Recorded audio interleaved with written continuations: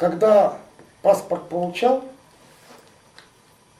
отец мне говорит, какую фамилию берешь? Давай, может, другую. Ну, видел мои муки с этим хозяйством фамильным, еще с национальностью. А я ему сказал, нет, отец, этого я не имею права делать. Иначе я сам себя уважать не буду. Папа прослезился, сказал спасибо, ну вот так я и остался Гюнтером Борисом Давидовичем. Ну, вот расскажите про ваши корони, откуль вот, ну, особливо про вот менавіта німецкія короні, і про тое, вот, ну, про ваших репрессованных сваяков за гэта. Понятно. Но дело в том, что семья, ну, я имею в виду не моя семья конкретная. Мама русская, отец немец. Значит, вся семья, бабушка, дедушка, они вышли из Поволжья, с города Энгельса. Тогда была республика немцев Поволжья в свое время, причем самая зажиточная, даже в период Великого Голодомора знаменитого, да, они жили не бедно. Как бы там ни было, в отличие от остального Поволжья. Но дело в том, что это трудолюбивый народ. Я не кичусь этим, это просто на самом деле трудолюбивый народ. Но во время войны дядя Яша, это муж сестры папины, тети Фриды, был самым лучшим часовщиком города Москвы в свое время.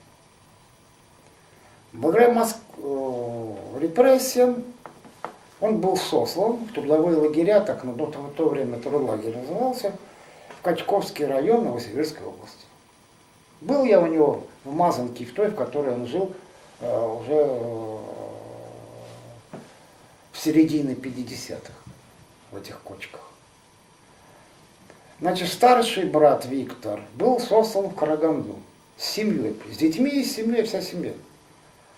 Единственный, кого не трогал... брат батьки? А? Старший брат батьки? Да, батьки. Ну, по маме я знаю теток, но они не русские, не преславные. Все там было нормально. Тем более, что старшая тетя Нина жила в Тбилиси, муж ее работал, это по маме, старшая сестра, муж ее работал в штабе Закавказского военного округа, полковнику. Ой, как его звали? Забыл. Ну вот расскажите, кто еще там, вот именно это с семьи вот батьки, ну с немцев. А с батьки, ну... Какие были лёсы?